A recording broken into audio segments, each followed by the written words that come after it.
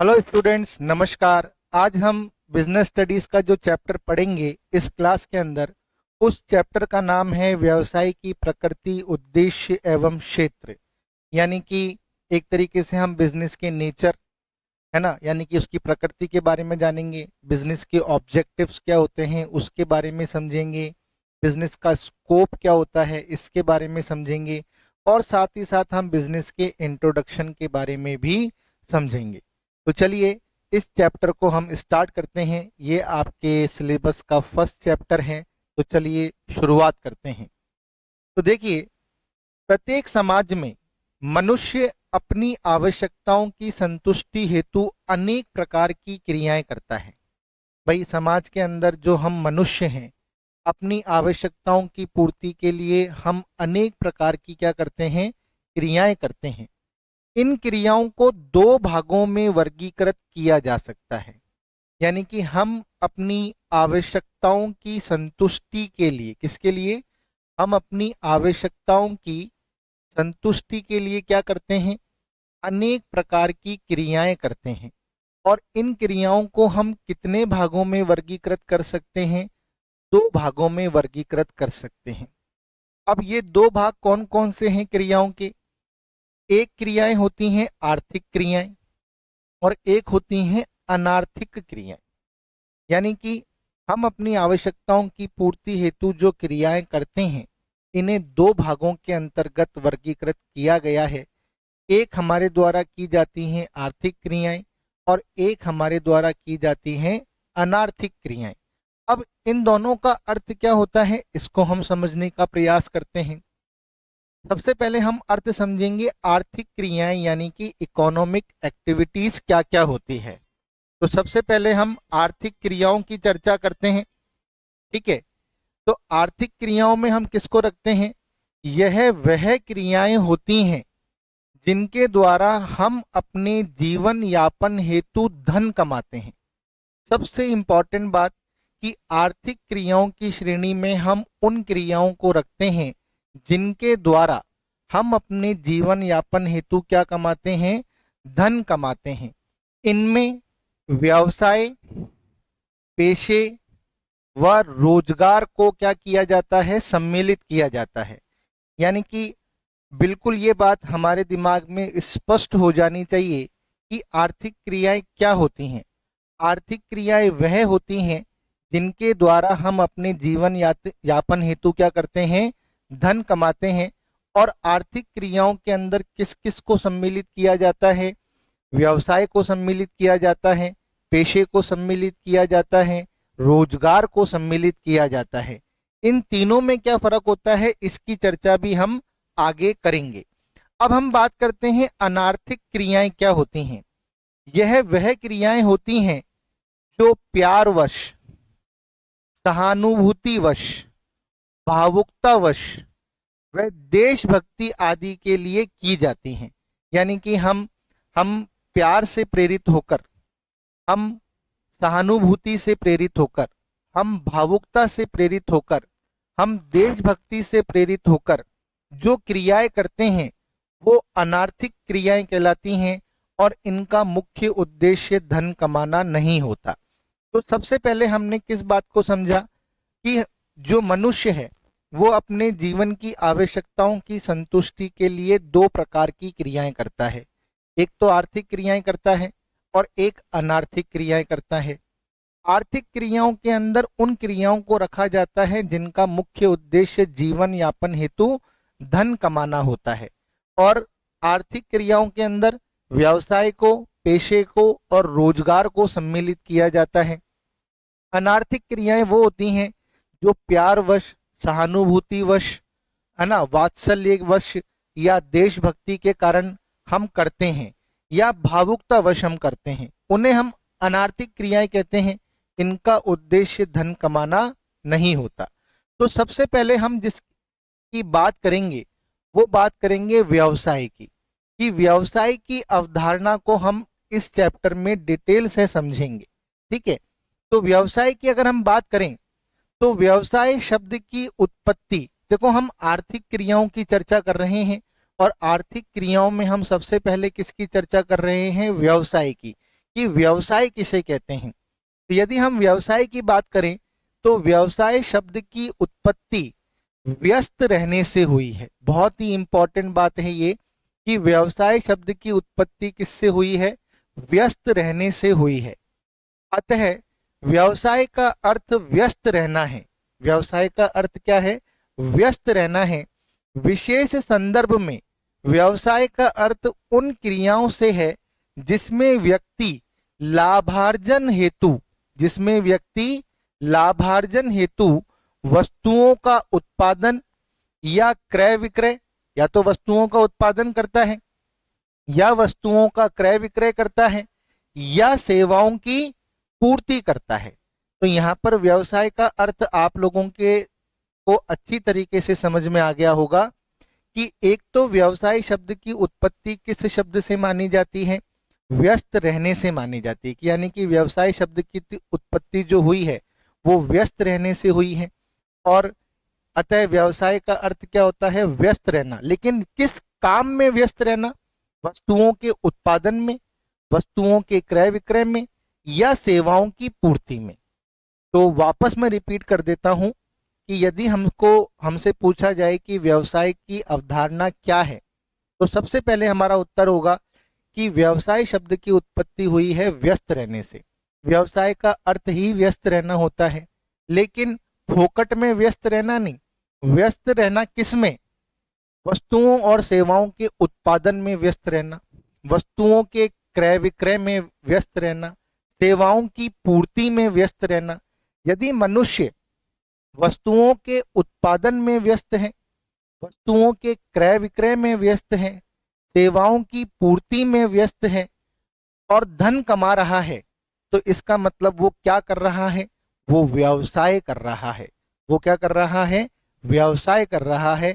वापस दोहरा देता हूं, यदि व्यक्ति वस्तुओं एवं सेवाओं का क्या कर रहा है, उत्पादन कर रहा है, यदि व्यक्ति वस्तुओं का क्रय विक्रय कर रहा है, यदि व्यक्ति सेवाओं की पूर्ति कर रहा है और धन कमा रहा है, तो वह क्या कर रहा है, वह व्यवसाय कर रहा है। क्या कर रहा है, व्यवसाय कर रहा है।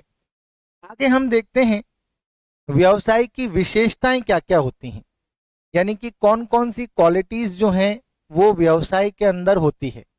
पहली बात तो व्यवसाय एक क्या है, आर्थिक क्रिया है। मैंने पहले ही कहा कि यदि व्यक्ति वस्तुओं का उत्पादन करके, वस्तुओं का क्रय विक्रय करके, सेवाओं की पूर्ति करके धन कमा रहा है, फोकट में नहीं, धन कमा रहा है, तो उसे क्या कहा जाएगा कि व्यक्ति व्यवसाय कर रहा है। तो व्यवसाय किस प्रकार की क्रिया है, व्यवसाय एक आर्थिक क्रिया है, क्योंकि इसका मुख्य उद्देश्य क्या होता है, धन कमाना होता है। क्योंकि इसका उद्देश्य क्या होता है, धन कमाना होता है। व्यवसाय की दूसरी विशेषता क्या है, वस्तुओं और सेवाओं का उत्पादन किया जाता है। यानी कि व्यवसाय के माध्यम से या तो वस्तुओं का उत्पादन होगा या क्रय विक्रय होगा, सेवाओं का उत्पादन और उनकी पूर्ति होगी। यानी कि व्यवसाय के अंदर वस्तुओं और सेवाओं का उत्पादन तथा उनकी प्राप्ति क्या है, सम्मिलित है। तो ये ध्यान रखना है, व्यवसाय में लगा हुआ व्यक्ति या तो किसी वस्तु का उत्पादन करता है या फिर वो उनको क्रय विक्रय के उद्देश्य से प्राप्त करता है या फिर वो सेवाओं की पूर्ति करता है जो भी आवश्यकता की संतुष्टि के लिए जरूरी होती हैं, और इसके बदले में क्या प्राप्त करता है, धन प्राप्त करता है। मानवीय आवश्यकताओं की संतुष्टि के लिए वस्तुओं एवं सेवाओं का विक्रय किया जाता है। यानी कि व्यवसाय का प्रमुख उद्देश्य ही यही है कि व्यवसाय मानवीय आवश्यकताओं को संतुष्ट करते हुए धन की प्राप्ति करना। तो व्यवसाय करने के पीछे क्या होता है, आवश्यकताओं की संतुष्टि करना और धन कमाना। नियमित रूप से वस्तुओं और सेवाओं का विनिमय किया जाता है। यानी कि व्यवसाय में वस्तुओं और सेवाओं का विनिमय यानी कि हस्तांतरण नियमित रूप से किया जाता है। यदि मैं कोई आर्थिक क्रिया एक बार करूंगा तो वो व्यवसाय की श्रेणी के अंतर्गत नहीं आएगी। व्यवसाय के अंदर आपको वस्तुओं का उत्पादन, क्रय विक्रय, सेवाओं की पूर्ति जो है वो नियमित रूप से करनी पड़ती है। सबसे इंपॉर्टेंट चीज है नियमित रूप से। यदि आप एक बार कोई आर्थिक क्रिया कर रहे हो, आपने अपने घर का कोई पुराना फर्नीचर बेचा है, तो उसे व्यवसाय नहीं माना जाएगा। यदि आप नियमित रूप से फर्नीचर का व्यवसाय करते हो तो उसे व्यवसाय माना जाएगा। तो व्यवसाय के अंदर वस्तुओं और सेवाओं का विनिमय जो होता है वो नियमित रूप से होता है। व्यवसाय का मुख्य उद्देश्य क्या होता है? लाभ अर्जन करना। क्या होता है? लाभ अर्जन करना। क्योंकि व्यवसाय को चलाने के लिए लाभ का होना क्या होता है? अनिवार्य होता है। यदि लाभ नहीं होगा तो कोई भी व्यक्ति व्यवसाय जैसी आर्थिक क्रिया नहीं करना चाहेगा। प्रतिफल की अनिश्चितता। व्यवसाय के अंदर प्रतिफल की क्या होती है? अनिश्चितता होती है कि आपको कितना प्रतिफल प्राप्त होगा। ये व्यावसायिक वातावरण पर निर्भर करता है। इसके अंदर आप पहले से अनुमान नहीं लगा सकते। भाई नौकरी अलग चीज होती है।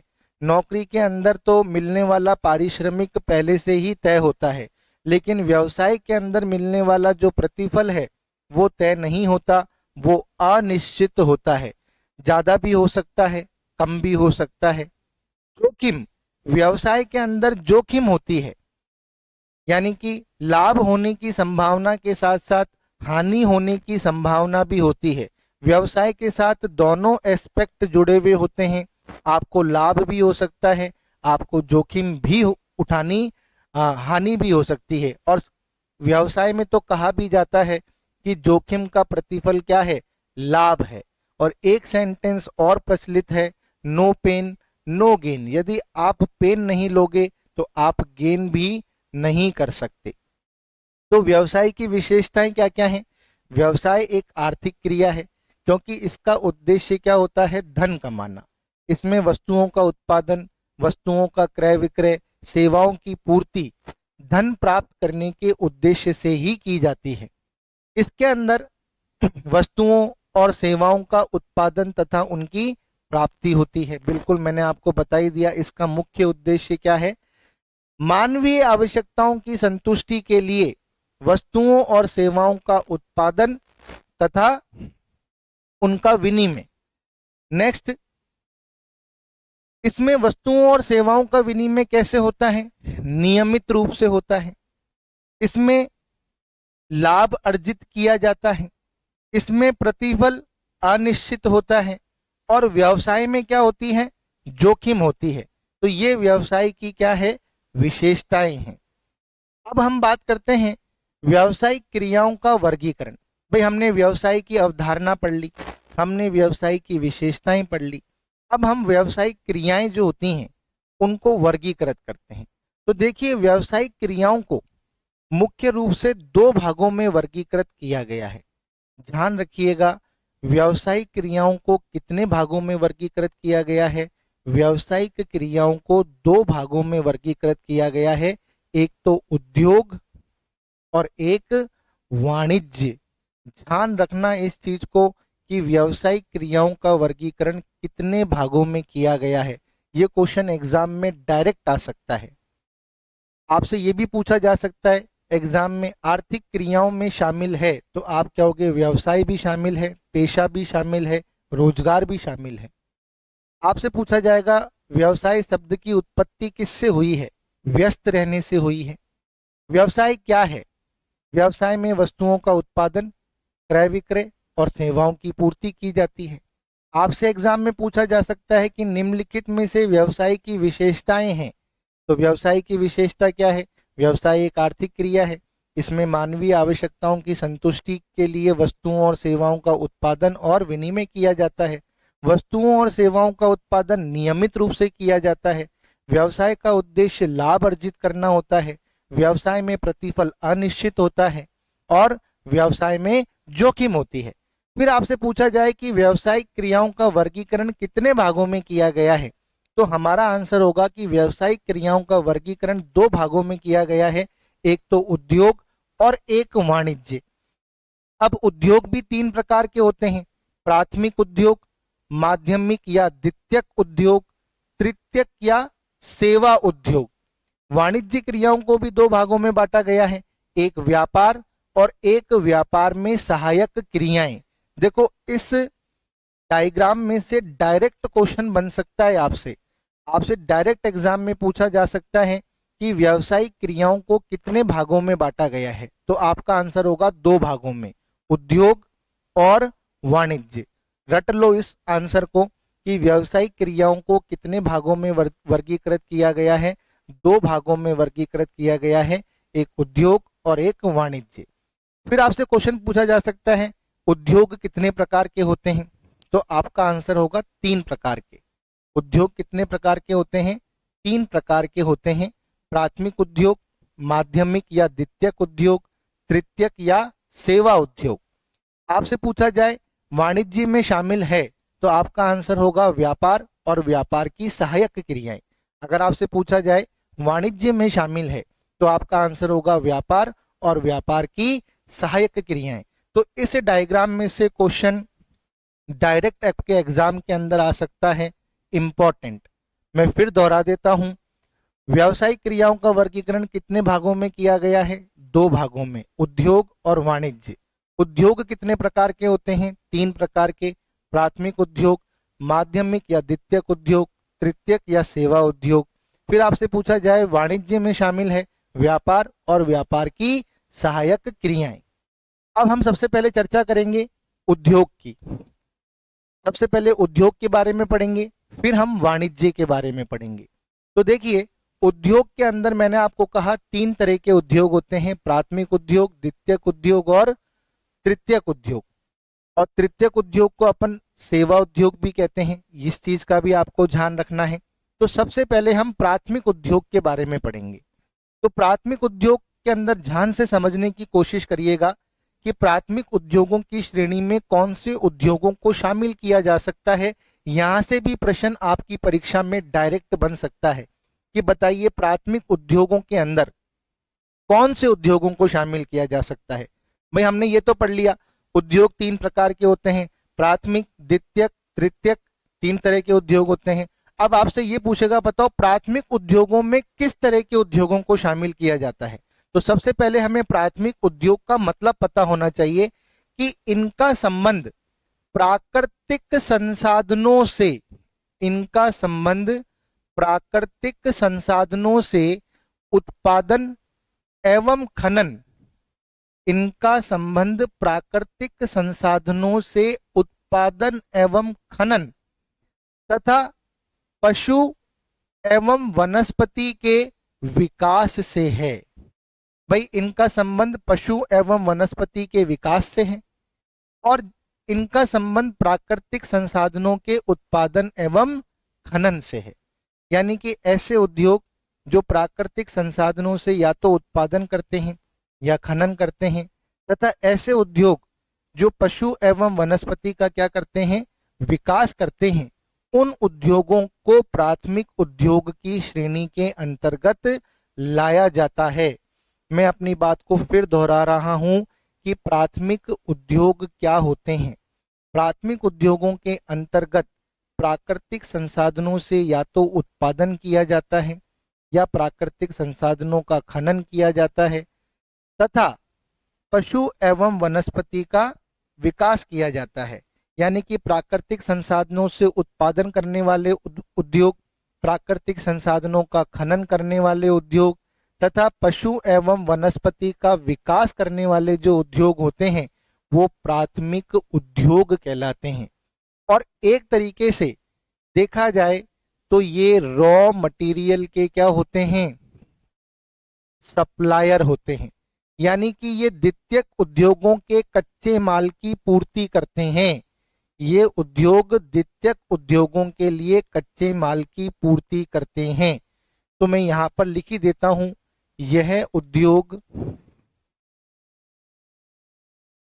द्वितीयक उद्योगों के लिए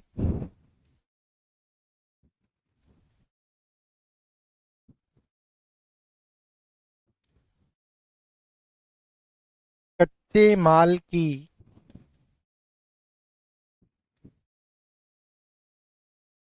पूर्ति करते हैं। यानी कि ऐसे उद्योग जो द्वितीयक उद्योगों के लिए कच्चे माल की पूर्ति करते हैं वो प्राथमिक उद्योग कहलाते हैं। प्राथमिक उद्योगों की श्रेणी के अंतर्गत हम उन उद्योगों को शामिल करते हैं जो प्राकृतिक संसाधनों से या तो उत्पादन करते हैं या प्राकृतिक संसाधनों का खनन करते हैं, तथा वो उद्योग जो पशु एवं वनस्पति के विकास से संबंधित होते हैं। तो देखिए, इसी परिभाषा के आधार पर या इसी अर्थ के आधार पर प्राथमिक उद्योगों को दो भागों में वर्गीकृत किया गया है। एक तो निष्कर्षण उद्योग और एक जननिक उद्योग। एक तो कौन से? निष्कर्षण उद्योग और एक जननिक उद्योग। यानी कि यहां पर हम लिख सकते हैं कि प्राथमिक उद्योगों की भी दो कैटेगरी होती है। एक तो होती है निष्कर्षण उद्योग। कौन सी? निष्कर्षण उद्योग। और एक क्या होती है? जननिक उद्योग। क्या होती है? जननिक उद्योग। अब हम बात करते हैं कि भाई जो प्राथमिक उद्योगों में निष्कर्षण उद्योग होते हैं और जो जननिक उद्योग होते हैं वो कौन कौन से होते हैं। तो देखिए, हम बात करते हैं निष्कर्षण उद्योगों की। किसकी बात करते हैं? निष्कर्षण उद्योगों की, कि इसमें किन कौन कौन से उद्योगों को शामिल किया जाता है। ये उद्योग उत्पादों को सीधे, ध्यान से देखिएगा क्या लिखा हुआ है, ये उद्योग उत्पादों को सीधे प्राकृतिक स्रोतों से प्राप्त करते हैं। यानी कि ये सीधे प्रकृति से उत्पादों को क्या करते हैं? प्राप्त करते हैं। जैसे खेती करना। खेती करना किस तरह का उद्योग है? निष्कर्षण उद्योग है। खनन व उत्खनन करना, यानी कि जो माइंस वगैरह होती हैं जिनसे हम एक तरीके से कोयला निकालते हैं, पत्थर निकालते हैं, तो ये किस तरह के उद्योग हैं? सोना निकालते हैं, चांदी निकालते हैं, तो ये किस तरह के उद्योग हैं जो खनन और उत्खनन का कार्य करते हैं? निष्कर्षण उद्योग हैं। तो एग्जाम में क्वेश्चन आ सकता है, बताइए खेती, खेती किस तरह का उद्योग है? यानी कि कृषि किस तरह का उद्योग है? कृषि निष्कर्षण उद्योग है। खनन और उत्खनन करने वाले उद्योग किस तरह के उद्योग हैं? निष्कर्षण उद्योग हैं। इमारती लकड़ी, अब मैंने कहा सीधे प्रकृति से प्राप्त करते हैं, यानी कि पेड़ों को काटा जाता है, फिर उन कटे हुए पेड़ों से क्या बनाया जाता है? फर्नीचर बनाया जाता है। तो इमारती लकड़ी यानी कि पेड़ों को काटने वाले जो उद्योग होते हैं जिन्हें अपन टकसाल वगैरह भी कहते हैं, लकड़ी की टकसाल वगैरह, तो ये किस श्रेणी के अंदर आते हैं? निष्कर्षण उद्योग। शिकार तथा मछली पकड़ना, यानी कि जो मछली पकड़ते हैं, शिकार करते हैं, है ना, जीव जंतुओं का शिकार करते हैं, कच्चे माल की पूर्ति करते हैं। जैसे हम लोग देखते ही हैं कि चमड़ा वगैरह के जो उद्योग होते हैं उनके अंदर जानवरों का इस्तेमाल किया ही जाता है।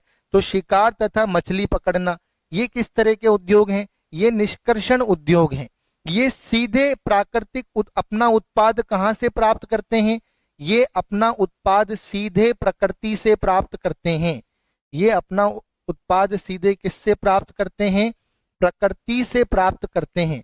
और ध्यान रखिए, अर्थव्यवस्था को भी इन तीन क्षेत्रों में ही वर्गीकृत किया गया है ना। तो ये अपन इकोनॉमिक्स में भी पढ़ेंगे। तो यहाँ पर आप लोगों को एक बात समझ में आ गई होगी कि प्राथमिक उद्योगों को दो श्रेणियों में विभक्त किया गया है। एक तो निष्कर्षण उद्योग होते हैं, एक जननिक उद्योग होते हैं। ठीक है, तो निष्कर्षण उद्योग जो होते हैं ये अपना उत्पाद सीधे प्रकृति से प्राप्त करते हैं, है ना।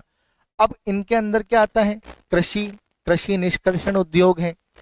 खनन और उत्खनन करने वाली जो माइंस होती हैं, जो पृथ्वी के गर्भ से कोयला, इमारती पत्थर और लाइम स्टोन वगैरह निकालते हैं, ये निष्कर्षण उद्योग हैं। इमारती लकड़ी की टकसालें जो होती हैं ये निष्कर्षण उद्योग हैं। शिकार, जानवरों का शिकार करना और मछली पकड़ना किसमें शामिल है? निष्कर्षण उद्योग के अंतर्गत शामिल है। अब बात करते हैं जननिक उद्योग क्या होते हैं। इसमें पशु पक्षियों का पालन व प्रजनन किया जाता है तथा वनस्पति उगाने को सम्मिलित किया जाता है। यानी कि पशु पक्षियों को पालना और क्या करना?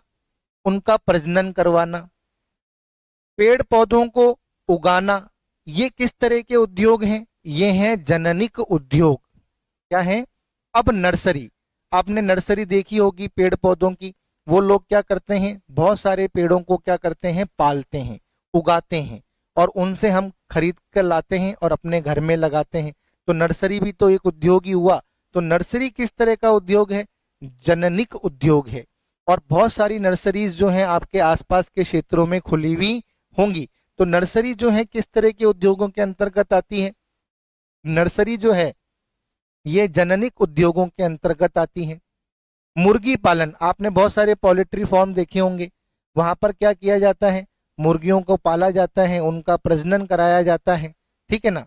पशु प्रजनन फार्म, आपने गाय के बाड़े, भैंस के बाड़े, या फिर भेड़ों के बाड़े, या बकरियों के बाड़े, है ना, या फिर आपने देखा ही होगा।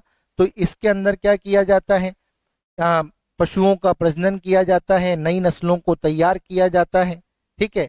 मछली पालन, कई जने जिनके पास पानी की समस्या नहीं होती, वो अपनी जमीन के अंदर बड़े बड़े टैंक बनाकर क्या करते हैं, मछलियों को पालते हैं। और मछलियों को पाला जाता है, उनकी संख्या में वृद्धि की जाती है, फिर उनको बेचकर क्या किया जाता है, लाभ कमाया जाता है। तो मछली पालन भी क्या है, एक तरीके से जननिक उद्योग है। तो एक तरीके से आपने देखा होगा कि ये उद्योग क्या कर रहे हैं, कच्चे माल की आपूर्ति कर रहे हैं। किसको? द्वितीयक उद्योगों को। किसको? द्वितीयक उद्योगों को, जो हम इसके बाद पढ़ने वाले हैं। तो आपसे एग्जाम में क्वेश्चन बनाकर पूछा जा सकता है कि बताइए प्राथमिक उद्योगों में किनको सम्मिलित किया जाता है? वे उद्योग जो सीधे अपना उत्पाद या तो प्रकृति से प्राप्त करते हैं, या फिर वो उद्योग जो किससे संबंधित हैं, पशुओं और वनस्पति के विकास से संबंधित है ना। तो भाई एक नॉर्मल डेफिनेशन तो यही हो गई।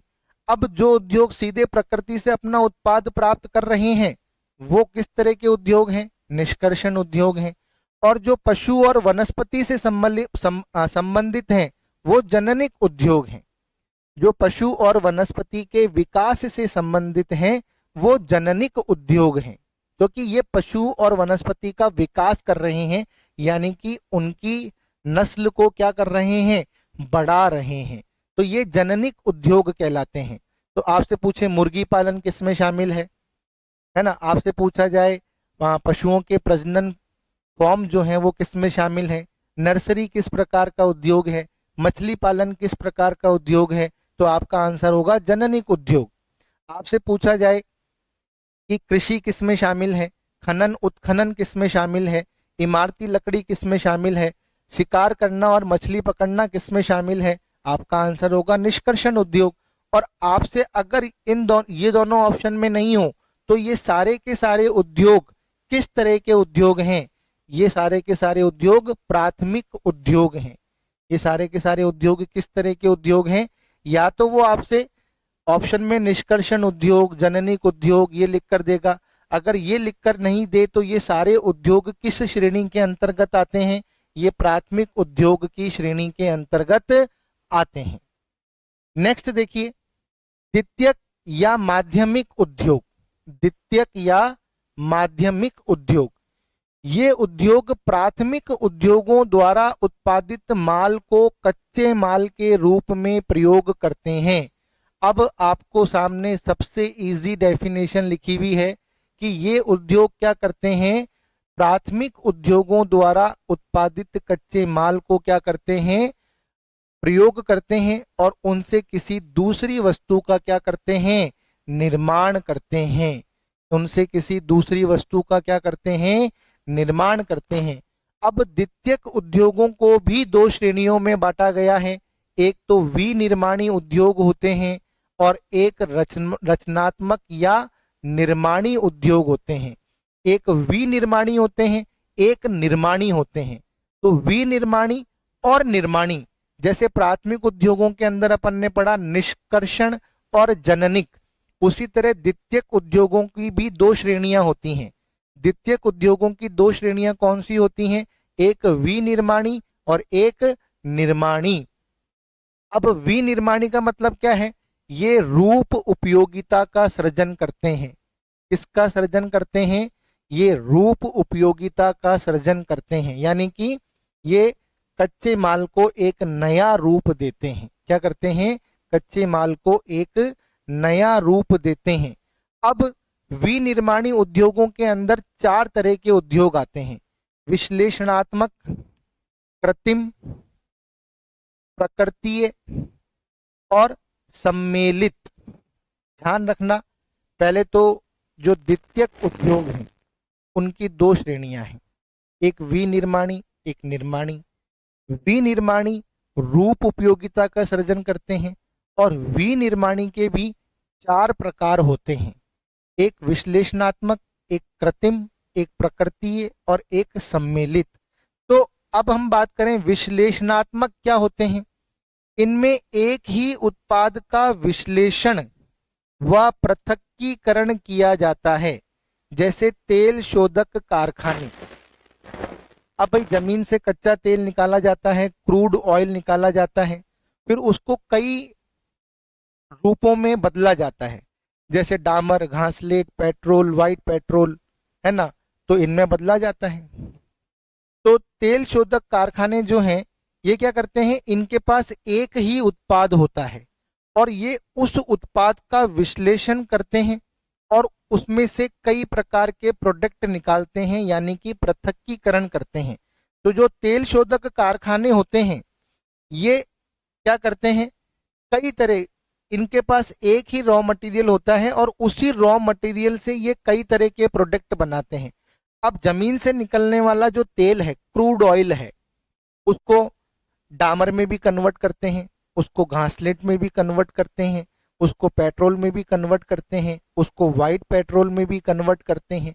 तो यानी कि एक ही उत्पाद का विश्लेषण और पृथक्कीकरण करते हैं। तो तेल शोधक कारखाने किस तरह का उद्योग है? विश्लेषणात्मक उद्योग है। कृत्रिम उद्योग क्या होता है? विभिन्न संगठकों का एकीकरण कर नया उत्पाद बनाया जाता है, यानी कि सीमेंट उद्योग। अब इसके अंदर क्या होता है, बहुत सारे एलिमेंट्स होते हैं। संगठक का मतलब बहुत सारे क्या होते हैं, एलिमेंट्स होते हैं, और इन सभी एलिमेंट्स को आपस में मिलाकर क्या किया जाता है, एक प्रोडक्ट तैयार किया जाता है, जैसे कि सीमेंट उद्योग। अब सीमेंट उद्योग के अंदर सीमेंट बनाने के लिए हम बहुत सारे तत्वों को आपस में क्या करते हैं, मिलाते हैं, तब जाके सीमेंट क्या होती है, तैयार होती है। अब इसके अंदर चूना पत्थर भी मिलाया जाता है ना, बजरी भी मिलाई जाती है। तो इनको मिलाकर क्या किया जाता है, सीमेंट को क्या किया जाता है, तैयार किया जाता है। यानी कि ये बहुत सारे संगठकों को आपस में मिलाकर एक प्रोडक्ट तैयार करते हैं, यानी कि ये एक दूसरे के अपोजिट हैं। ये एक प्रोडक्ट से बहुत सारे प्रोडक्ट बनाते हैं और इसके अंदर बहुत सारे प्रोडक्ट को मिलाकर एक प्रोडक्ट बनाया जाता है। समझ में आ गया आपको? तो मैंने बहुत ही आसान भाषा में समझा दिया आपको कि विश्लेषणात्मक उद्योग में एक प्रोडक्ट से बहुत सारे प्रोडक्ट बनाए जाते हैं, यानी कि इनके पास रॉ मटेरियल के फॉर्म में एक ही प्रोडक्ट होता है और ये उससे बहुत सारे प्रोडक्ट तैयार करते हैं। इनके पास रॉ मटेरियल के फॉर्म में बहुत सारे प्रोडक्ट होते हैं और ये इन सबको मिलाकर एक ही प्रोडक्ट बनाते हैं, तो उन्हें अपन कहते हैं कृत्रिम उद्योग। प्रकृतीय उद्योग क्या होते हैं? कच्चे माल को विभिन्न प्रक्रियाओं से गुजार कर नया उत्पाद बनाते हैं, जैसे चीनी व कागज उद्योग। यदि हम चीनी की बात करें तो ये गन्ने से पहले गुड़ बनाया जाता है, गुड़ के से शक्कर बनाई जाती है। तो इसके अंदर क्या किया जाता है, कच्चे माल को विभिन्न प्रक्रियाओं से गुजार कर नया उत्पाद बनाया जाता है, यानी कि इनके पास रॉ मटेरियल भी एक ही होता है और ये उससे एक ही प्रोडक्ट तैयार करते हैं। 1 to 1 या तो गुड़ तैयार करेंगे या फिर शक्कर तैयार करेंगे, है ना। तो 1 to 1 आ गई बात समझ में। तो एक उत्पाद को विभिन्न प्रक्रियाओं से गुजार कर ये एक ही उत्पाद तैयार करते हैं, तो उन्हें अपन कहते हैं प्रकृतीय उद्योग। और इसके अंदर ये कृषि वाले उत्पादों का यूज करते हैं, इसलिए इन्हें प्रकृतीय कहा जा रहा है मोस्टली, है ना। सम्मिलित उद्योग विभिन्न पुर्जों को जोड़कर नया उत्पाद बनाते हैं, यानी कि ये विभिन्न पुर्जों को क्या करते हैं, असेंबल करते हैं। और जैसे टेलीविजन, अब टेलीविजन बनाने के लिए बहुत सारे फिनिश प्रोडक्ट्स को आपस में जोड़ा जाता है। कार बनाने के लिए भी बहुत सारे प्रोडक्ट्स को आपस में जोड़ा जाता है। कंप्यूटर बनाने के लिए भी बहुत सारे प्रोडक्ट्स को आपस में जोड़ा जाता है। तो यानी कि जो विनिर्माणी उद्योग होते हैं ये रूप उपयोगिता का सृजन करते हैं। विनिर्माणी उद्योगों को भी 4 भागों में बांटा गया है। एक होते हैं विश्लेषणात्मक उद्योग, जिनके पास एक रॉ मटेरियल होता है, ये उस रॉ मटेरियल से बहुत सारे प्रोडक्ट तैयार करते हैं। ठीक है। एक होता है कृत्रिम उद्योग, इनके पास बहुत सारा रॉ मटेरियल होता है और ये सब उन सब रॉ मटेरियल को आपस में मिलाकर एक फिनिश प्रोडक्ट बनाते हैं। एक होता है प्राकृतिक उद्योग, ये एक रॉ मटेरियल से एक फिनिश गुड बनाते हैं। ठीक है। और सम्मिलित उद्योग क्या होते हैं, इनके पास बहुत सारे फिनिश गुड्स होते हैं और ये उन सब फिनिश गुड्स को आपस में जोड़कर एक नया प्रोडक्ट बनाते हैं। तो यानी कि आपको समझना चाहिए कि कृत्रिम और सम्मिलित लगभग लगभग सेम है, लेकिन इसके अंदर क्या होता है कि प्रकृति वाले उत्पादों को काम में लिया जाता है, प्राकृतिक उत्पादों को काम में लिया जाता है और इसमें तैयार उत्पादों को काम में लिया जाता है। इसमें तैयार उत्पादों को काम में लिया जाता है, इसमें प्राकृतिक उत्पादों को काम में लिया जाता है। हालांकि दोनों की प्रकृति एक ही है, ये भी बहुत सारे तत्वों को आपस में जोड़कर एक बनाते हैं, लेकिन ये तत्व क्या होते हैं, प्राकृतिक होते हैं। इनमें भी बहुत सारे तत्वों को आपस में जोड़कर एक नया प्रोडक्ट बनाया जाता है, लेकिन ये एक खुद अपने आप में तैयार उत्पाद होते हैं।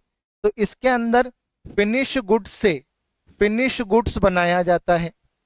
इसके अंदर नेचुरल प्रोडक्ट से फिनिश गुड्स बनाया जाता है। इसमें वन नेचुरल प्रोडक्ट से वन फिनिश गुड बनाया जाता है और इसके अंदर एक नेचुरल प्रोडक्ट से बहुत सारे फिनिश गुड्स बनाए जाते हैं, यानी कि तैयार माल। तो इनमें यह फर्क होता है। यदि हम रचनात्मक या निर्माणी उद्योगों की बात करें तो इनमें अभियांत्रिकी यानी कि इंजीनियरिंग व वास्तुकलात्मक चातुर्य का यानी कि एक तरीके से आर्किटेक्चर यानी कि आपके अंदर वास्तुकला होनी चाहिए। तो इंजीनियरिंग और वास्तुकलात्मक चातुर्य दोनों की आवश्यकता पड़ती है। इंजीनियरिंग चातुर्य भी चाहिए और वास्तुकला चातुर्य भी चाहिए। तो उन्हें हम कहते हैं रचनात्मक या निर्माणी उद्योग। जैसे कि भवन बनाना, बांध बनाना, पुल बनाना, सुरंग बनाना, नहर बनाना, ये भी एक तरीके से द्वितीयक उद्योग हैं, लेकिन इनमें इंजीनियरिंग की भी आवश्यकता पड़ती है और इनमें वास्तुकलात्मक चातुर्य की भी आवश्यकता पड़ती है। तो मेरे हिसाब से बच्चों अब तो आपको बहुत ढंग से समझ में आ गया होगा कि द्वितीयक उद्योग क्या होते हैं। द्वितीयक उद्योगों को 2 श्रेणियों के अंदर विभाजित किया गया है, एक विनिर्माणी और एक निर्माणी, या अपन कह सकते हैं रचनात्मक। निर्माणी को हम क्या कहते हैं, रचनात्मक भी कहते हैं, है ना। तो ध्यान रखिएगा, एक विनिर्माणी एक निर्माणी। निर्माणी के अंदर बहुत आसान है, इसमें आपको इंजीनियरिंग टैलेंट भी चाहिए और आपको वास्तुकला चातुर्य भी चाहिए।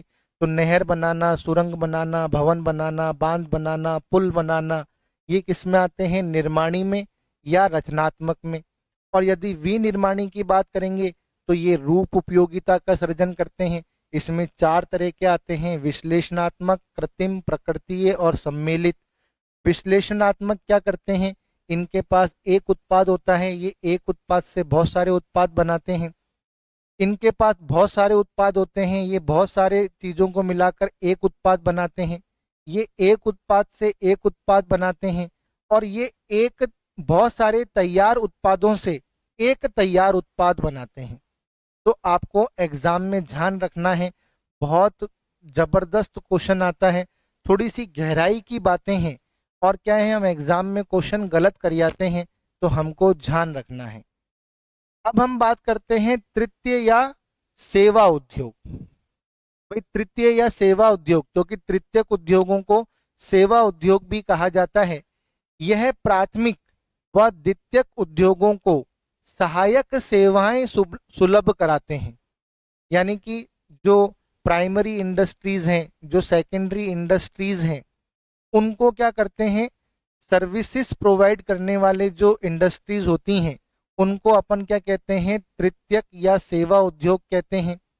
और यह वाणिज्य के क्या होते हैं, सहायक भी समझे जाते हैं, जैसे यातायात, बैंकिंग, इंश्योरेंस, वेयर हाउसिंग, भाई बीमा और भंडारण। ये सब किस में आते हैं, किन उद्योगों की श्रेणी के अंतर्गत आते हैं, ये तृतीयक या सेवा उद्योगों की श्रेणी के अंतर्गत आते हैं। तो तृतीयक या सेवा उद्योग क्या होते हैं, जो प्राथमिक व द्वितीयक उद्योगों को सहायक सेवाएं प्रदान करते हैं, उन उद्योगों को हम क्या कहते हैं, तृतीयक या सेवा उद्योग कहते हैं। ये वाणिज्य के सहायक समझे जाते हैं, और इनके अंदर किस किस को शामिल किया जाता है, यातायात को, बैंकिंग को, इंश्योरेंस यानी बीमा को, और स्टोरेज यानी कि वेयर हाउसिंग यानी कि भंडारण आदि को इसके अंदर क्या किया जाता है, शामिल किया जाता है। तो ये एक तरीके से सहायक की भूमिका निभाते हैं। किसकी भूमिका निभाते हैं, सहायक की भूमिका निभाते हैं। तो यहां तक का चैप्टर आपको अच्छी तरीके से क्लियर हो गया होगा। अब देखिए आगे की हम बात करते हैं कि आगे क्या आ रहा है, आगे आ रहा है वाणिज्य। क्या आ रहा है, वाणिज्य। लेकिन एक बार अपन क्या करते हैं, दोबारा डायग्राम की तरफ चलते हैं, अपना जो मेन डायग्राम था वहां से आपको वापस समझ में आएगा। देखिए व्यावसायिक क्रियाओं को हमने कितने भागों में बांटा था, दो भागों में, उद्योग और वाणिज्य। फिर हमने देखा कि भाई उद्योग कितने तरीके के होते हैं, प्राथमिक उद्योग, माध्यमिक या द्वितीयक उद्योग, और तृतीयक या सेवा उद्योग। हमने देखा प्राथमिक के दो भाग हैं, एक निष्कर्षण है, एक जननिक है। माध्यमिक की बात की जाए तो इसके भी दो भाग हैं, एक विनिर्माणी है, एक क्या है, विनिर्माणी है, और एक क्या है, निर्माणी या रचनात्मक है, निर्माणी या रचनात्मक है। अब विनिर्माणी के कितने भाग हैं, विनिर्माणी के चार भाग हैं। एक है विश्लेषणात्मक उद्योग,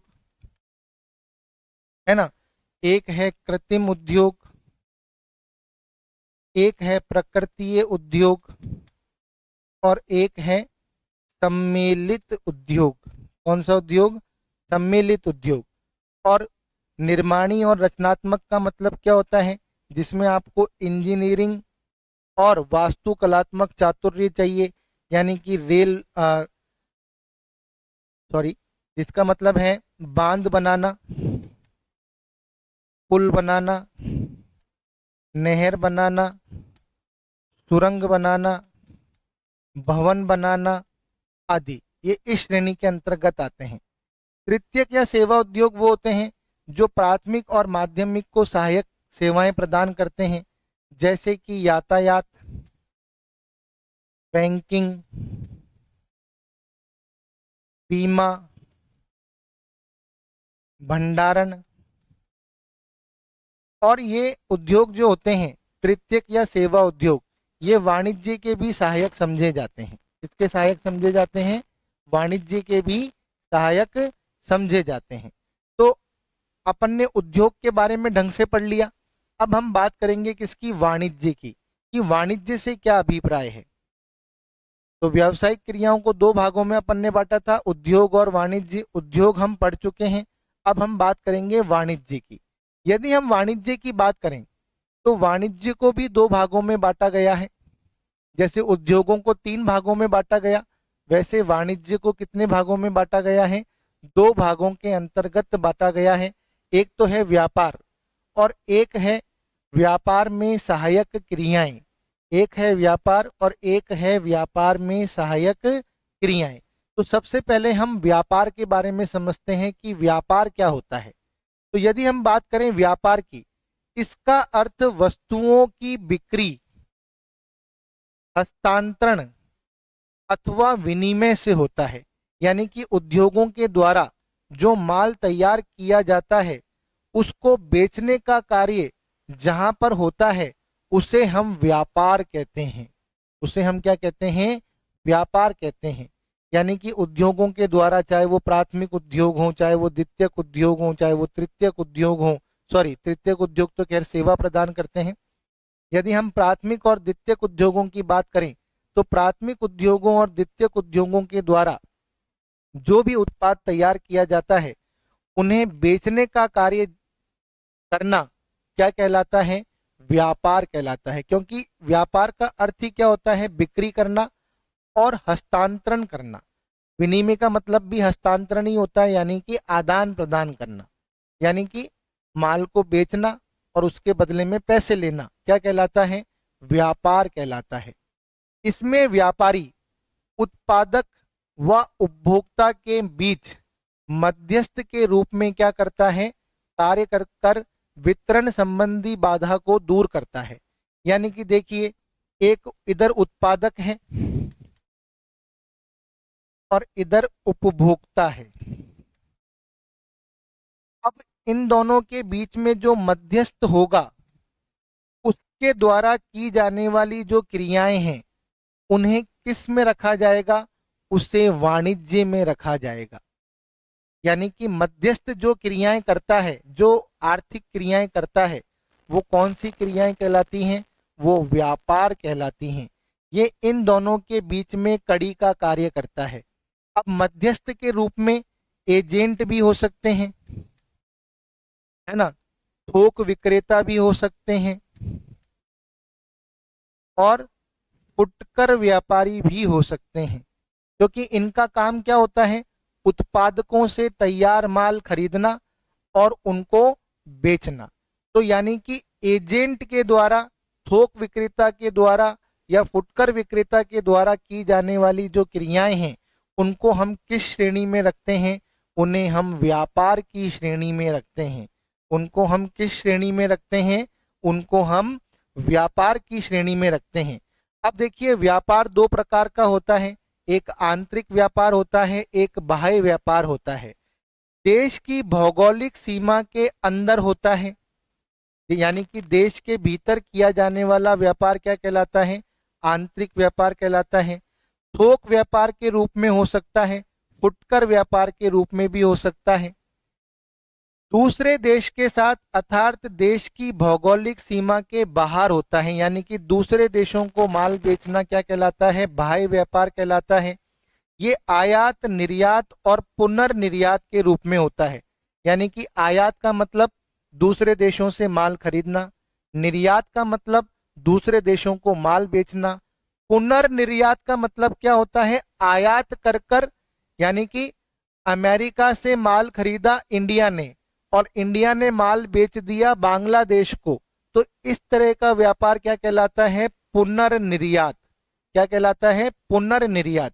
इसमें पहले आयात किया जाता है, फिर निर्यात किया जाता है, तो उसे कहते हैं पुनर्निर्यात। और आयात का मतलब केवल खरीदना, निर्यात का मतलब बेचना और पुनर्निर्यात का मतलब एक देश से खरीदकर दूसरे देश को बेच देना, वो कहलाता है पुनर्निर्यात। तो व्यापार को दो भागों में बांट दिया, आंतरिक व्यापार और बाह्य व्यापार। जो देश की सीमा के भी अंदर होता है उसे आंतरिक व्यापार कहते हैं। आंतरिक व्यापार थोक व्यापार के रूप में होता है या फुटकर व्यापार के रूप में होता है। दूसरे देश की भौगोलिक सीमा से बाहर व्यापार करना बाह्य व्यापार कहलाता है। ये या तो आयात के रूप में होता है, या निर्यात के रूप में होता है, या पुनर्निर्यात के रूप में होता है। तो हमको इन चीजों का ध्यान रखना है। अब देखिए, व्यापार में सहायक क्रियाएं, यानी कि एक तरीके से ये तृतीयक उद्योग ही है। क्या है? यह उद्योग व व्यापार, देखो लिखा हुआ आ गया ना, यह उद्योग व व्यापार दोनों में सहायक होती हैं। ये उद्योग में भी सहायक होती हैं, ये व्यापार में भी सहायक होती हैं। तो उद्योगों में इन्हें तृतीयक उद्योग कहा जाता है, व्यापार में इन्हें सहायक क्रियाएं कहा जाता है। उद्योग में इन्हें क्या कहा जाता है? तृतीयक उद्योग कहा जाता है। व्यापार में इन्हें सहायक क्रियाएं कहा जाता है। वास्तव में यह व्यवसाय के लिए सहायक होती हैं। यह विशेष रूप से वाणिज्य का अभिन्न अंग मानी जाती है।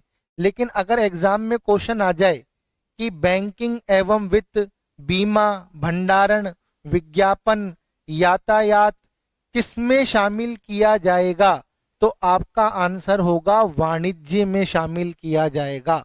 वहां पर तृतीयक उद्योग लगाकर मत आ जाना, क्योंकि यहां पर क्या लिखा हुआ है? यह विशेष रूप से वाणिज्य का अभिन्न अंग मानी जाती हैं। तो एग्जाम में अगर क्वेश्चन आ जाए परिवहन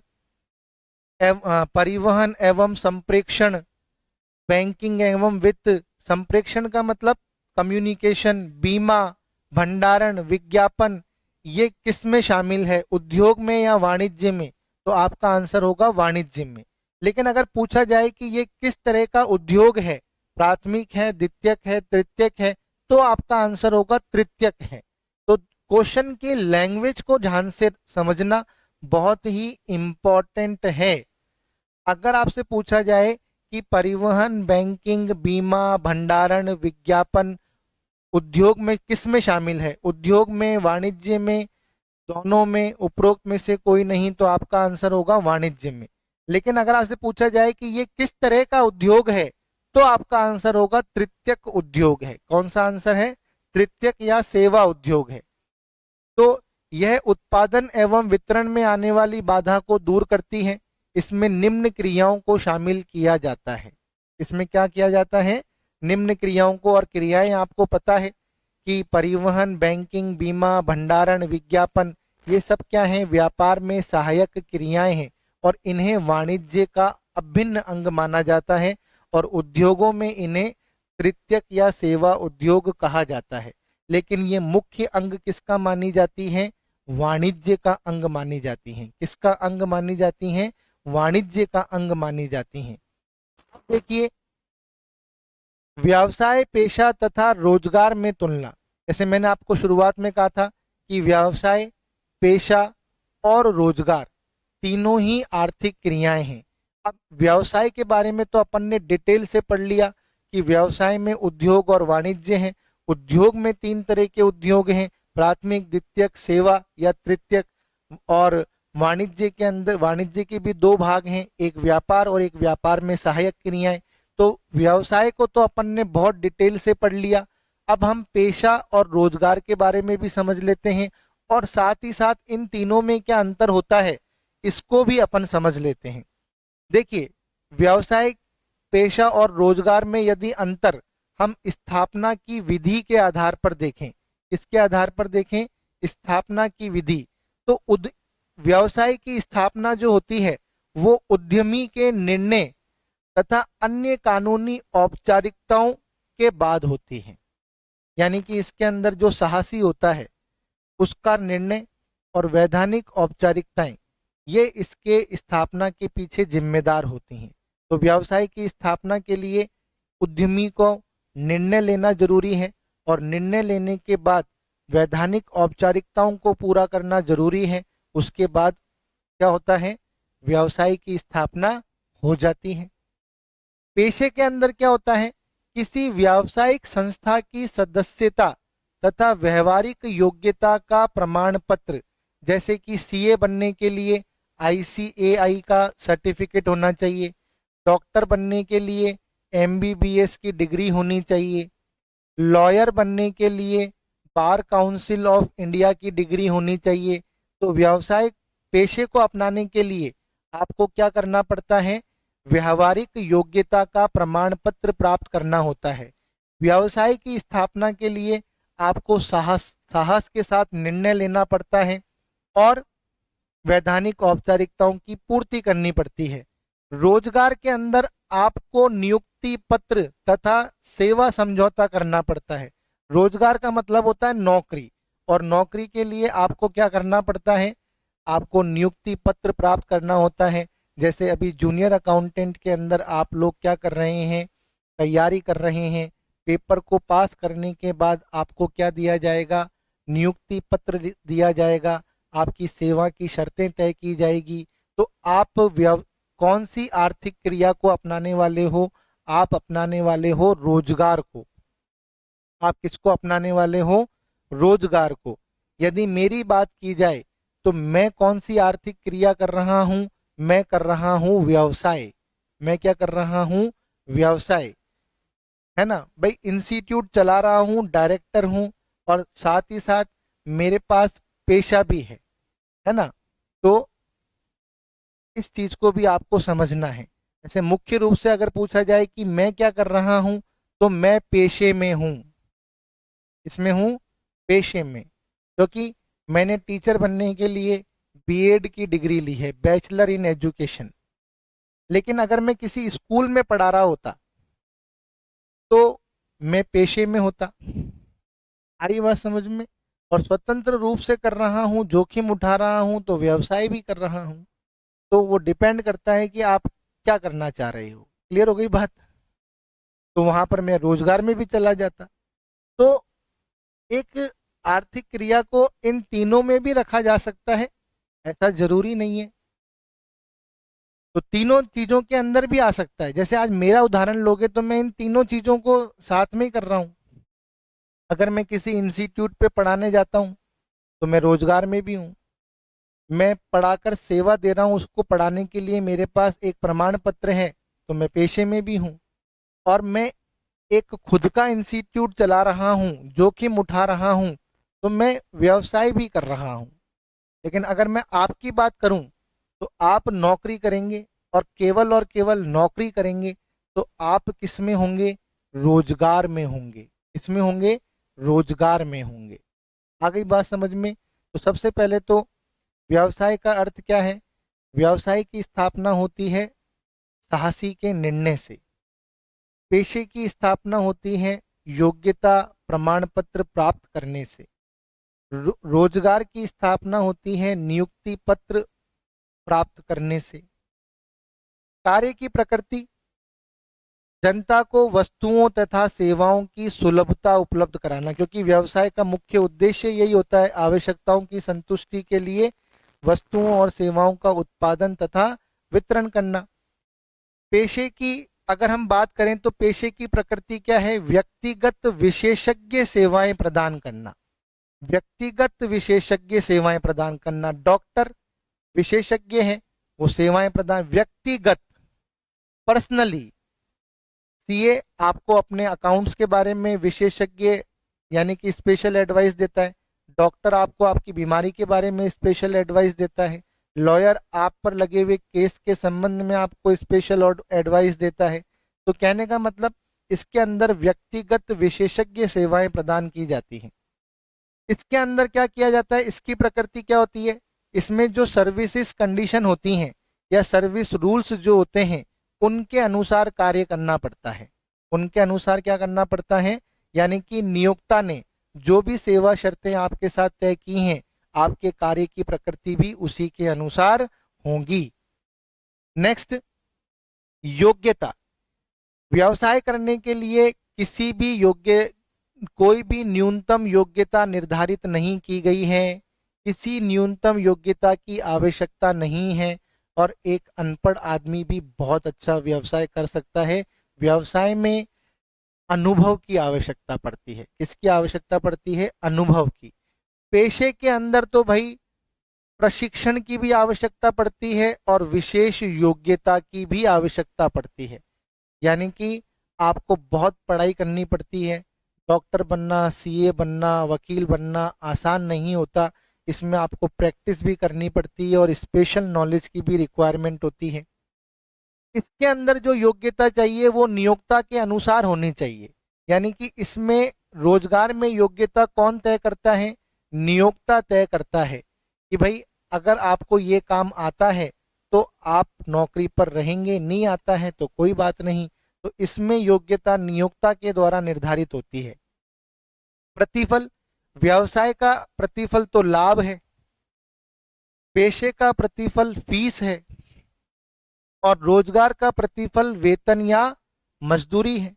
रोजगार में आपको सैलरी मिलेगी या वेजिस मिलेगी। पेशे में आप क्या करोगे, फीस लोगे, सीए फीस लेता है, डॉक्टर फीस लेता है, लॉयर फीस लेता है। और व्यवसाय के अंदर तो लाभ प्रतिफल है। पूंजी निवेश, अब किसमें कितनी पूंजी की आवश्यकता पड़ेगी, व्यवसाय की प्रकृति पर डिपेंड करता है। व्यवसाय की प्रकृति एवं आकार के अनुसार पूंजी, छोटा व्यवसाय करोगे कम पूंजी, बड़ा व्यवसाय करोगे ज्यादा पूंजी। और पेशे के अंदर सीमित पूंजी की आवश्यकता पड़ती है, यानी कि आपको एक ऑफिस चाहिए होता है, टेबल कुर्सी चाहिए होती है, तो ज्यादा पूंजी की आवश्यकता नहीं पड़ती। और रोजगार में तो पूंजी की आवश्यकता होती ही नहीं है, क्योंकि आप तो किसी के यहाँ नौकरी करने जा रहे हो, तो आपको कोई पूंजी की आवश्यकता नहीं पड़ती। जोखिम, व्यवसाय में लाभ अनिश्चित होता है, अनियमित होता है, जोखिम ज्यादा होती है। इसमें फीस नियमित एवं निश्चित होती है तो ज्यादा जोखिम नहीं होती, और इसमें तो जोखिम होती ही नहीं है। सामने वाला कमाए या नहीं कमाए, आपको आपकी तनख्वाह मिलेगी ही मिलेगी। पेशे के अंदर ऐसा होता है कि भाई लोग बाग नहीं आए तो थोड़ा फीस का नुकसान होने का डर होता है ना। लेकिन सबसे ज्यादा जोखिम व्यवसाय में होती है, उसके बाद पेशे में होती है, और इसमें तो जोखिम होती ही नहीं है। हित हस्तांतरण, आप अपने व्यवसाय को क्या कर सकते हो, बेच सकते हो। पेशे के अंदर आप अपनी योग्यता को कैसे बेचोगे, है ना। आप अपने योग्यता को बेच सकते हो क्या, नहीं बेच सकते। इसमें भी आप कुछ नहीं बेच सकते, आप तो दूसरे के यहाँ नौकरी कर रहे हो। तो इसमें हित हस्तांतरण इसमें संभव नहीं है, इसमें भी संभव नहीं है, लेकिन इसमें संभव है क्योंकि आप अपने व्यवसाय को दूसरे व्यक्ति को बेच सकते हो। आचार संहिता, इसमें कोई आचार संहिता नहीं, व्यवसाय के लिए कोई आचार संहिता नहीं होती है। व्यवसाय के अंदर साम दाम दंड भेद सब चलता है, बस वो इल्लीगल नहीं होना चाहिए। पेशे के अंदर आचार संहिता होती है, डॉक्टर को, लॉयर को, सीए को आचार संहिता का पालन करना पड़ता है। यदि वो नहीं करते तो उनका लाइसेंस कैंसिल हो जाता है। और इसमें आचार संहिता का निर्धारण नियोक्ता करता है, नियोक्ता की आचार संहिता का पालन करना पड़ता है, वरना वो नौकरी से निकाल देता है। आ गई क्या बात समझ में। तो बच्चों यहाँ पर हमारा ये चैप्टर जो है खत्म हो गया, और मैं आपसे आशा करता हूँ कि ये चैप्टर आपको अच्छी तरीके से समझ में आया होगा। अब हम मिलेंगे नेक्स्ट चैप्टर में, लेकिन मैं एक बार अपनी बात को फिर दोहराना चाहूँगा कि इसके अंदर सबसे पहले हमने देखा क्रियाएं दो तरीके की होती हैं, आर्थिक, अनार्थिक। आर्थिक के अंदर तीन तरह की क्रियाओं को शामिल किया जाता है, व्यवसाय, पेशा, रोजगार। और व्यवसाय, पेशे और रोजगार में क्या फर्क है ये मैंने अभी आपको समझा दिया। फिर हमने व्यवसाय को बहुत डिटेल से पढ़ा। व्यवसाय के दो भाग होते हैं, एक उद्योग होता है, एक वाणिज्य होता है। उद्योग के तीन भाग होते हैं, प्राथमिक, द्वितीयक और तृतीयक। वाणिज्य के भी दो भाग होते हैं, व्यापार और व्यापार की सहायक क्रियाएं। प्राथमिक उद्योगों के दो भाग होते हैं, द्वितीयक उद्योगों के चार भाग होते हैं, और तृतीयक उद्योगों में सेवा को सम्मिलित किया जाता है। तो बच्चों इस चैप्टर को आपको मैंने बिल्कुल शॉर्ट में भी समझा दिया, और मैं आशा करता हूं कि आपको ये क्लास पसंद आई होगी, समझ में आई होगी। अब हम मिलेंगे नेक्स्ट क्लास में। Thank you very much.